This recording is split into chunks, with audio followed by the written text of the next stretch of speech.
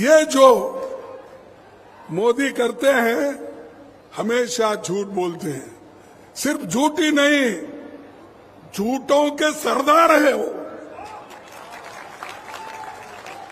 कोई आदमी ठीक है भाई, पहले बोले वो कि मैं 2 करोड़ नौकरियां देता हूं। 2 करोड़ नौकरियां मिले आपको तो हम समझेंगे चलो एक झूठ बोले। दूसरा बोले 15-15 लाख तुमको घर में तुम्हारे जेब में डालूंगा, बोले मिले, चलो ये भी एक झूठ है समझेंगे। और किसानों का आमदनी 2 गुना करूंगा, हो गया आपका। जो भूपेश ने दिया वही है आपके पास। मोदी का क्या है बोलिए आप। तो मोदी झूठ बोलते हैं, इसीलिए मैं बोल रहा हूं झूठों के सरदार। एक बार बोले तो ठीक है, चलो भाई कोई गलती में बोले इसके लिए वो, लेकिन झूठ पे झूठ हर बात और हर जगह जाते हैं। अरे म्युनिसिपैलिटी कारपोरेशन इलेक्शन नहीं छोड़ रहे, तुमको कहां छोड़ेंगे। एमएलए इलेक्शन वहां चले, कर्नाटक में भी आए, हर जगह घूमे, छत्तीसगढ़ हर जगह कोना कोना छप्पा मार रहे, राजस्थान में जा रहे, मध्य प्रदेश में जा रहे, तेलंगाना में जा रहे, तो हर दिल्ली से लेकर गली तक घूम रहे, दिल्ली से लेकर गली तक घूम रहे, लेकिन लोग वोट देने के लिए तैयार नहीं है। लोग कांग्रेस को चाह रहे हैं, कांग्रेस आने दो, ये खुद लोग कह रहे हैं। लेकिन मोदी जी, मैं और एक पूछता हूं, जब आपके नाम से इतने वोट आते हैं पार्लियामेंट में, मैं सब वोट लाता हूं, आप कहते हैं, फिर आपको हर राज्य में घूमने की क्या आवश्यकता है। हर राज्य में आप घूम रहे हो, लेकिन जहां जा रहे हो वहां हार रहे हो। आप भी देखिए, कर्नाटक के कोने कोने में छप्पे वो गए, लेकिन वो हार के आए। हिमाचल में गए, वो हार के आए। अब ये 5 स्टेट का इलेक्शन है, यहां पर भी वो हार पाएंगे, वो हार जाएंगे, ये एक आप लिख लीजिए। फिर भी हर जगह जाते हैं। आज अपोजिशन पार्टी के गवर्नमेंट उनसे भी ज्यादा है। सबसे ज्यादा अपोजिशन पार्टी की सरकारें हर स्टेट में है। अगर आपके पास इतनी जादू की छड़ी थी या है, तो आप वेस्ट बंगाल कैसा हारे, छत्तीसगढ़ कैसा हारे, राजस्थान कैसा हारे, और हमारे तमिलनाडु कैसा हारे। आप देखिए कितने हैं, 12, 15, 16 स्टेट हारे, फिर भी वो बात कहते हैं कि लोग मुझे चाहते हैं, इसीलिए मैं ये करता हूं। अगर लोग चाहते तो इतने राज्यों में तुम नहीं खोते थे। बीजेपी सरकार वहां भी आती थी, लेकिन नहीं, क्योंकि आप हमेशा एक दूसरों की योजनाओं को फेल करना इनका आदत है। तो इसलिए उन्होंने हमेशा बोलते हैं, आपकी गारंटी अलग है, कांग्रेस की गारंटी अलग है, लेकिन उनकी गारंटी क्या है। 35 साल उनके रिकॉर्ड बेरोजगारी का है। ज्यादा से ज्यादा लोगों को बेरोजगार रखना, ये उनकी गारंटी है। ज्यादा से ज्यादा जीएसटी बढ़ाना, ये उनकी गारंटी है। हमारी गारंटी क्या है? लोगों को सस्ता अनाज देना, लोगों को पढ़ाना, लोगों को एमएसपी बढ़ाना, यह हमारी गारंटी है। लेकिन उनकी गारंटी लोगों को सताने का, और जो काम एक छत्तीसगढ़ में होता है वो गुजरात में नहीं हुआ। गुजरात मॉडल अगर आप स्वीकार करेंगे तो आप मरेंगे। छत्तीसगढ़ की मॉडल अगर आप स्वीकार करेंगे आप बचेंगे। तो ये आपका काम है। इसीलिए मैं आपसे विनती करता हूं कि सोचिए, सोचकर कदम उठाओ और घर घर जाके अपील करो। ये तो सरकारी काम है, बहुत काम सरकार का उन्होंने किया है। मैं पहले से ही बोल रहा हूं, उनको और आप लोगों को भी बधाई देता हूं, क्योंकि जब तक आप उनके पीछे मजबूत है, उनके साथ है, तो कोई कांग्रेस सरकार को बिगाड़ नहीं सकता, कोई भी इसको खराब नहीं कर सकता। भाइयों, और एक मुद्दा हर जगह वो कहते हैं, हमने महिलाओं के लिए रिजर्वेशन लाया और कांग्रेस वाले उसको विरोध कर रहे हैं। कांग्रेस वाले विरोध कर रहे हैं। अरे अमेंडमेंट 52, 53, 54 किसने लाया?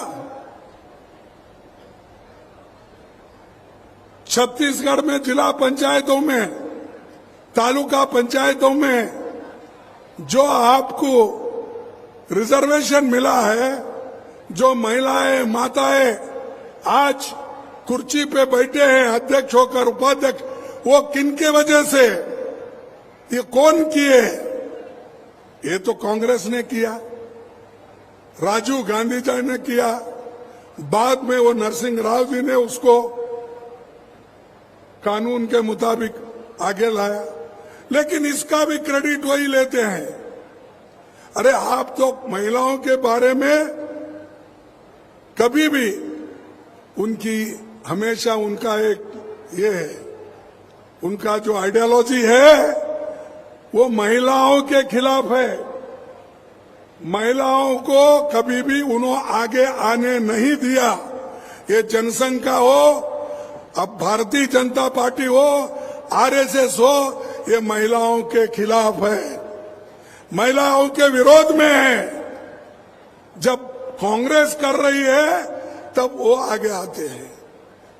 यही लोगों ने जब राजीव गांधी जी के जमाने में और देवेगौड़ा जो हमारे पार्टी के सपोर्ट से प्रधानमंत्री बने थे, उस वक्त हमने जो पास करवाया था उसको भी अगर किसी ने विरोध किया तो ये बीजेपी ने विरोध किया, इसीलिए हमारा बिल उस वक्त गिर गया। और हमको ये क्या है, एक कहावत है हिंदी में, मेरे को ठीक नहीं आ रहा, चोर उल्टा, ऐसा, अच्छा ठीक है, चोर उल्टा कोतवाल को ढाके, ऐसा काम तो वो कर रहे गलत, और हमको बोल रहे कि कांग्रेस आड़ी आ रही। गरीबों के लिए हम कुछ देना चाहते हैं, माँ बहनों को देना चाहते हैं, शेड्यूल कास्ट को देना। अरे भाई, शेड्यूल कास्ट को तो ऑलरेडी रिजर्वेशन है, तुम क्या देते हो? शेड्यूल ट्राइब्स को रिजर्वेशन है, तुम क्या देते हो? उनको भड़काने का आदिवासियों को मिल रहा है, शेड्यूल कास्ट को मिल रहा है, और ये लोग वो छीनना चाहते। अरे छीनना हम नहीं चाहते, तुम तो छीनना चाहते थे, हमने उसको रोक दिया, रख दिया, और आगे हमारी गवर्नमेंट आई, ये पहला हम काम करेंगे। तुम्हारा क्या है? तुम 1934 का 2034 का बता रहे हैं। आज अगर उनमें महिलाओं के लिए प्रेम है, गरीबों के लिए प्रेम है, पिछड़े हुए वर्गों के लिए प्रेम है, तो अब जो संख्या अस्तित्व में है 543, आप उसी में करो। जब बढ़ गया संख्या तो उस वक्त फिर सीट भी बढ़ जाएंगे, लिमिटेशन होगा। अगर ज्यादा आ गए फिर हम उसको बढ़ाएंगे। नहीं, वो नहीं चाहते।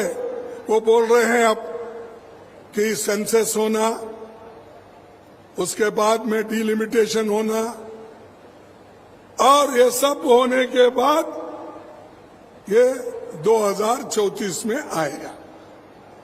यानी उनकी नीयत अच्छी नहीं है, और नीयत अच्छी नहीं रहने की वजह से अब गांव-गांव फिर के ये प्रचार कर रहे कि कांग्रेस वाले हमको मदद नहीं करें या मजबूरी में मदद करें।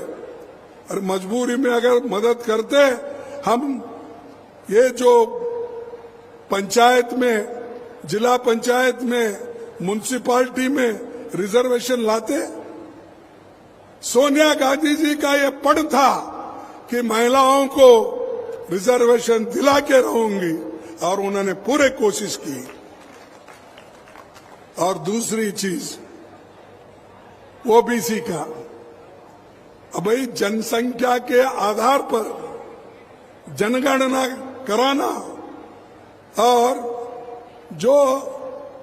ये जो हमारा जनगणना है, वो जनगणना के लिए हम इसलिए तैयार है, उसमें गरीब लोग बहुत है, पिछड़े लोग बहुत है, अति पिछड़े बहुत है, हरिजन, शेड्यूल कास्ट है, शेड्यूल ट्राइब्स है, और ऐसे लोग हैं।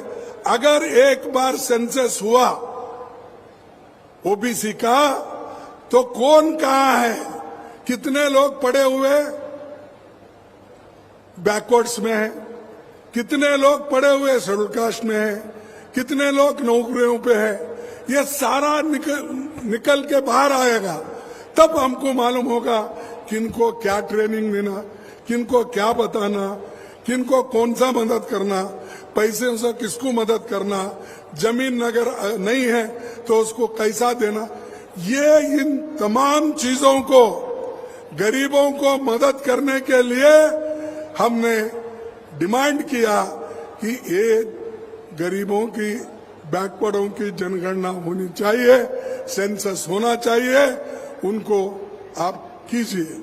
अब कर्नाटक में भी रेडी है, कर्नाटक में भी पहले से ही रेडी है, लेकिन वो बाहर नहीं आया, अब आ जाएगा।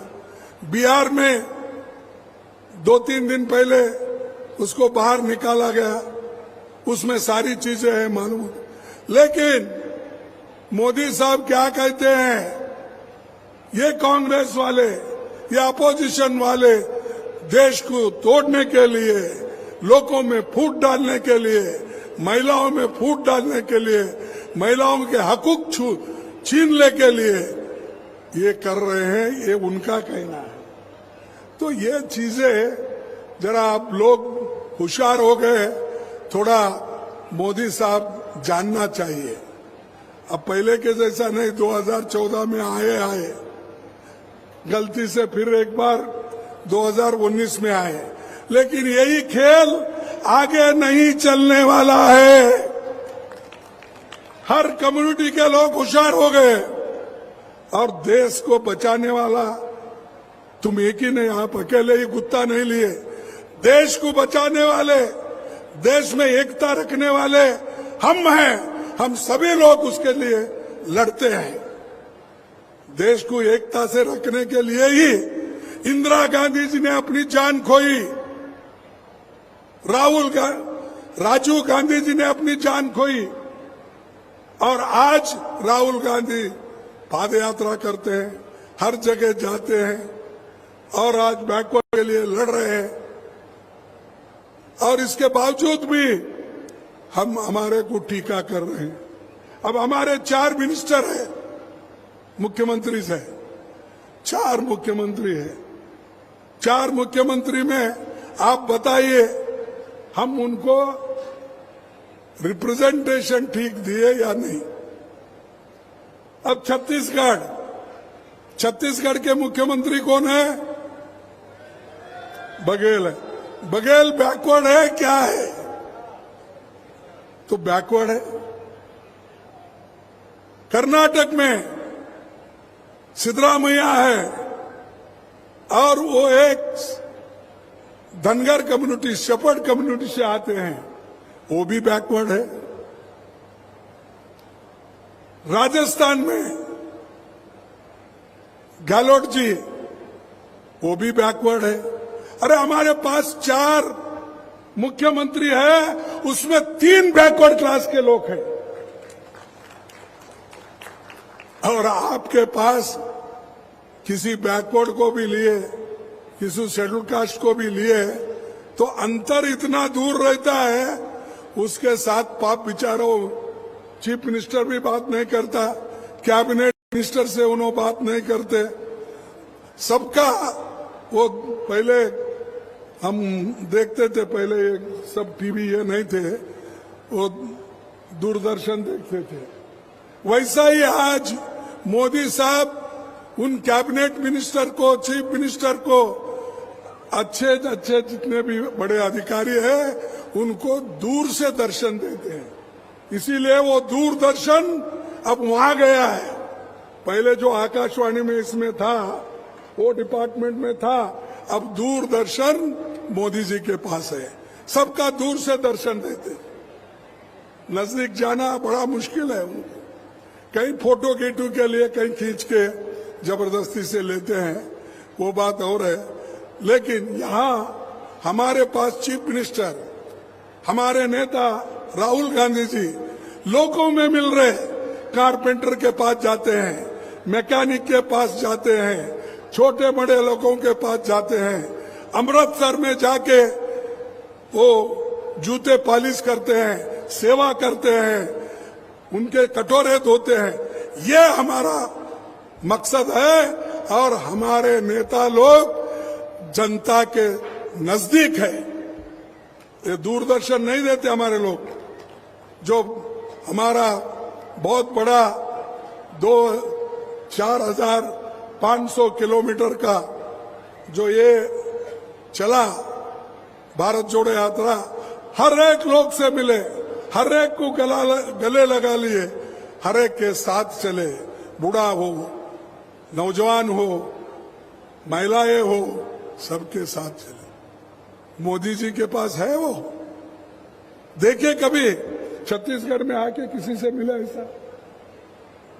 अब जब ये नहीं है, जिसके पास कंपैशन नहीं है, करुणा नहीं है, वो आदमी दूसरों के बारे में ठीक नहीं सोचता।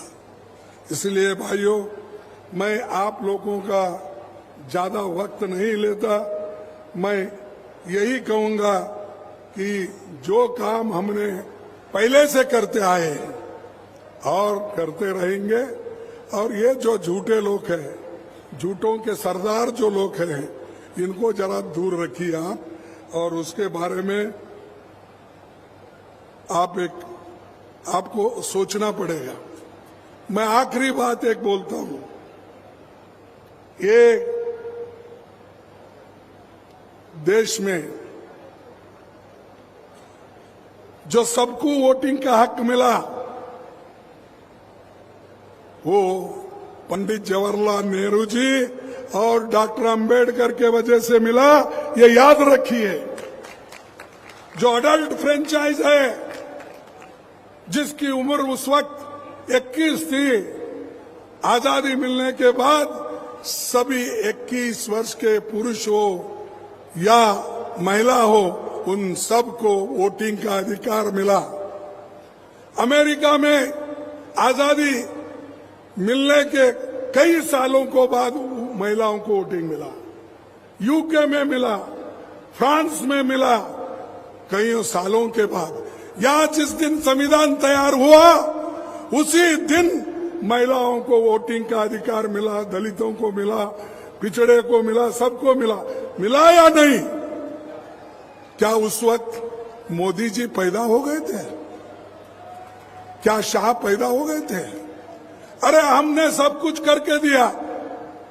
अगर हम इस लोकतंत्र को नहीं बचाते, इस संविधान को अगर हम नहीं बचाते, तो मोदी और शाह जैसे लोग प्रधानमंत्री और गृह मंत्री नहीं बन सकते थे। ये हमारी देन है, हमारा गिफ्ट है। इसीलिए तो शुक्रिया अदा करो। वो सब छोड़ के एक परिवारवाद परिवार में कौन है भाई? क्या गांधी परिवार में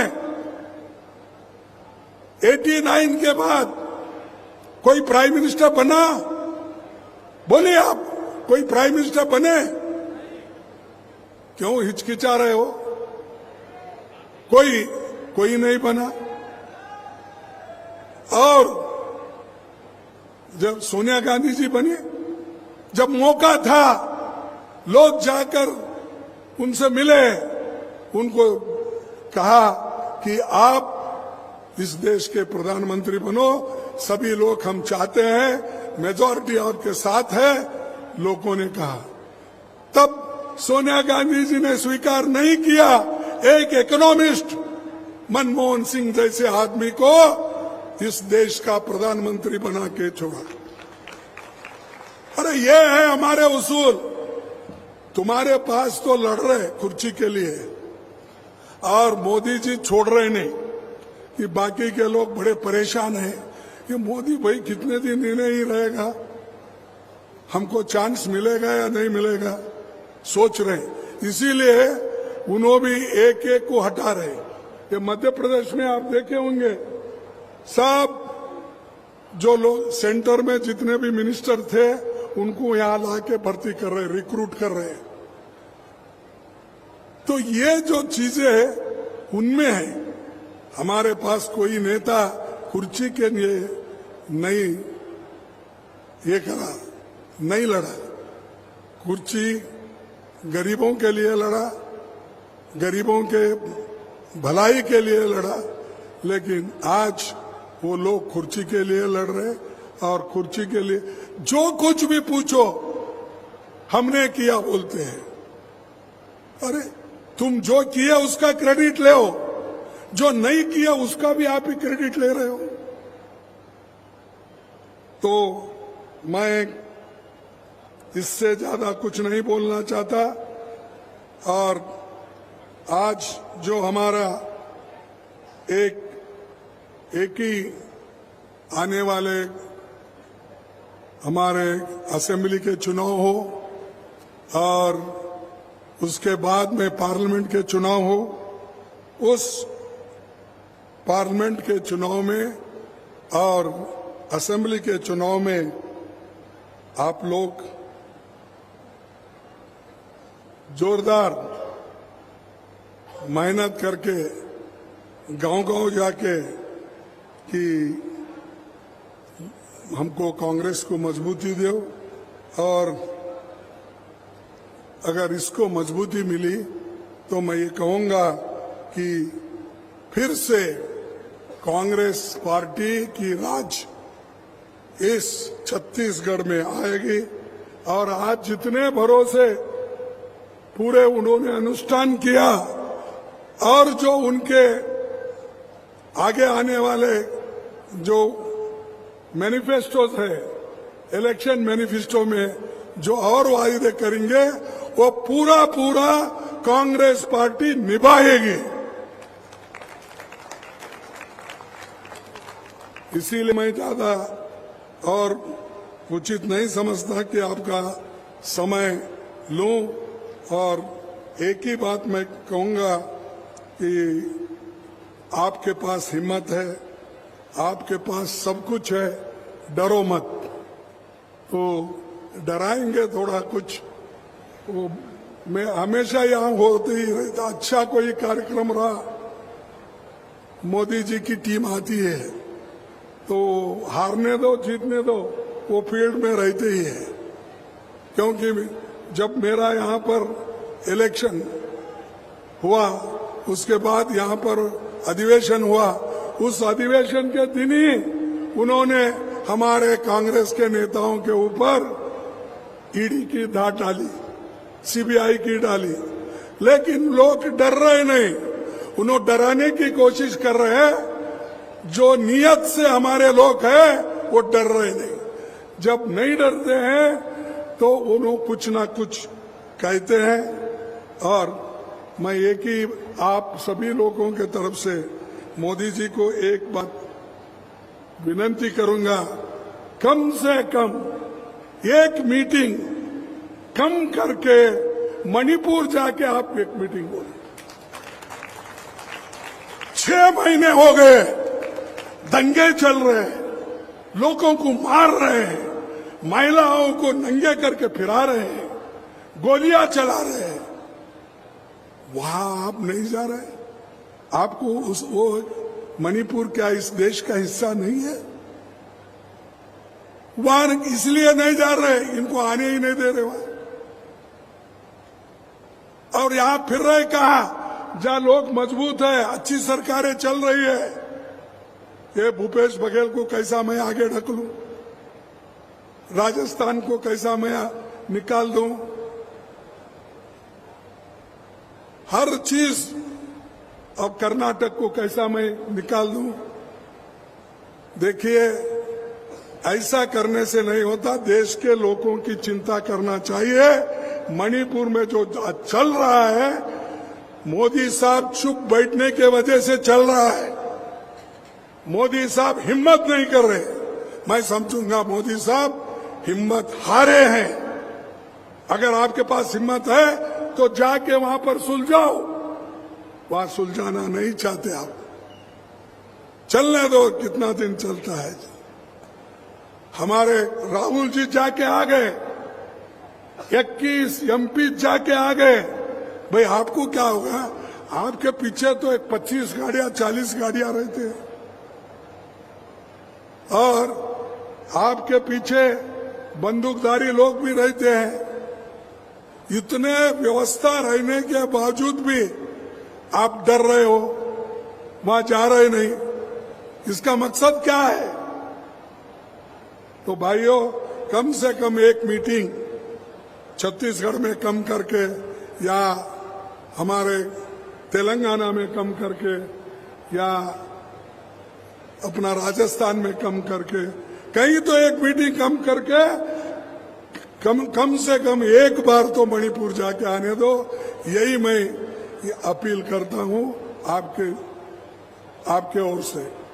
और इससे ज्यादा मैं कुछ नहीं कहना चाहता हूं, क्योंकि उधर अपने दक्षिण में तो उनकी दुकान बंद हो गई है, क्योंकि अब तमिलनाडु में कुछ नहीं है, उसके बाद में केरला में नहीं है, उसके बाद कर्नाटक में नहीं है, उसके बाद अब इसमें आंध्रा में तो उनका कुछ भी नहीं है, और अब एक तेलंगाना का है, वहां तो आने वाला नहीं है। वहां भी कांग्रेस ही आएगी। तो इसीलिए उन्होंने दक्षिण दरवाजे को बहुत बड़ा अलीगढ़ का ताला लगा दिया। कोई बीजेपी वाला नहीं जाना वहां पर, ये उनका ही कहना है। तो इसीलिए आज आप सभी मिलके हमको मदद करेंगे, साथ देंगे, और जो कार्यक्रम हमारे भूपेश बघेल जी और उनके साथियों ने किया है, अच्छा काम किया है, उसको और मजबूती से आप काम करवाइए और मौका दीजिए। इतना कहते हुए मैं अपने भाषण को समाप्त करता हूं।